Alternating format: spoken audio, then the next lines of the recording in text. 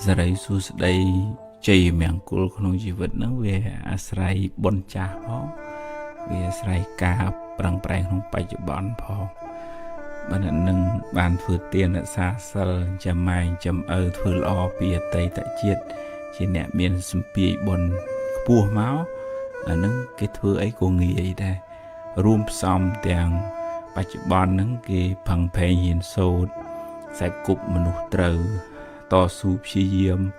ហើយមានទំនាក់ទំនងល្អជាមួយមនុស្សជុំវិញខ្លួនអញ្ចឹងវាបានផលបុណ្យចាស់ផងផលបុណ្យថ្មីផងរួមទាំងកាយវិចារចិត្តគំនិតខ្ពង់ខ្ពស់ទៅទៀតអាហ្នឹងគេបានចម្រុងចម្រើនណាអញ្ចឹងបើយើង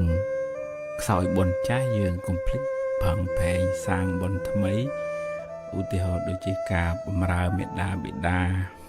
ការចេះរៀបចំកាយវាចាចិត្តគំនិតនឹងឲ្យបានខ្ពង់ខ្ពស់រស់រាយរាក់ទាក់ពាក្យសម្ដីគួសមចេះដឹងទៀបខ្ពស់ចាស់ទុំហើយមានការតស៊ូព្យាយាមស្មោះត្រង់នៅក្នុងធម៌លោកហៅថាជាអ្នកមានសិលនៅភាសាបច្ចុប្បន្នគេថាមនុស្សចរិតថ្លៃថ្នូរអញ្ចឹងដោយអំណាចនៃបុណ្យហ្នឹងជួយឲ្យយើងមានតម្លៃគេស្រឡាញ់គេចូលចិត្តទេវតាក៏ជួយថែរក្សាយើងដែរអញ្ចឹងយើងរៀបចំខ្លួនយើងនឹងឲ្យថ្លៃថ្នូរដោយគុណធម៌ហើយសេរីសួស្តីមកតាមក្រោយទេយើងមិនអាចអង្គុយចាំចង់បន់ស្រន់ឲ្យបានសេរីសួស្តីប៉ុន្តែយើងអត់បានរៀបចំខ្លួនបង្កើតសេរីសួស្តីនឹងសម្រាប់ខ្លួនឯងទេពីព្រោះសេរីសួស្តីជាឈ្មោះនៃគុណធម៌បុណ្យកុសលការតស៊ូការរៀបចំចរិយាមារយាទឲ្យបានត្រឹមត្រូវឲ្យបានថ្លៃថ្នូរសេរីសួស្តីហូរចូលចម្រុងចម្រើនធ្វើឲ្យជីវិតនឹងបានខ្ពង់ខ្ពស់មានគេគោរពមានគេស្រឡាញ់ដោយសេចក្តីកោតក្រែង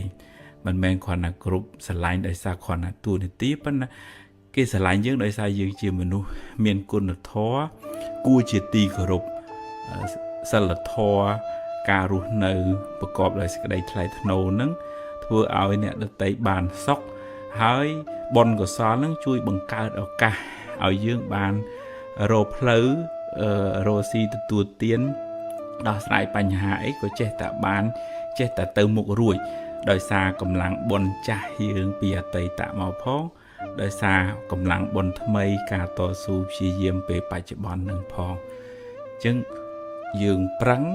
កសាងអំពើល្អបុណ្យកុសលធ្វើទានរក្សាសិលចម្រើនភាវនាបុណ្យកុសលនឹងកើនឡើងក្នុងចិត្តរបស់យើងសេរីសួស្តីក៏កើនទេវតាក៏ជួយបីបាច់ថែរក្សាយើងជាមនុស្សល្អជាអ្នកមានគុណធម៌ដែរយើងខ្លាយទៅជាអ្នកមានបុណ្យគឺមានបុណ្យនៅក្នុងចិត្តអ្នកមានបារមីគឺមានសេចក្តីល្អនឹងនៅក្នុងខ្លួនឲ្យបានច្រើនទៅណាមកណាមិនបាច់បខំឲ្យគេស្រឡាញ់គេស្រឡាញ់គេចូលចិត្តតែម្ដងដោយអានុភាពនៃអំពើល្អនៃទឹកចិត្តល្អនៃកាយវាចាល្អរបស់យើងនឹងឯងនឹងជាមនុស្សដែលមានសេរីជាមនុស្សដែលមានបារមីជាមនុស្សដែលចម្រើនដោយសេចក្តីសុខសម្រាប់ខ្លួនឯងផងសម្រាប់អ្នកដទៃផង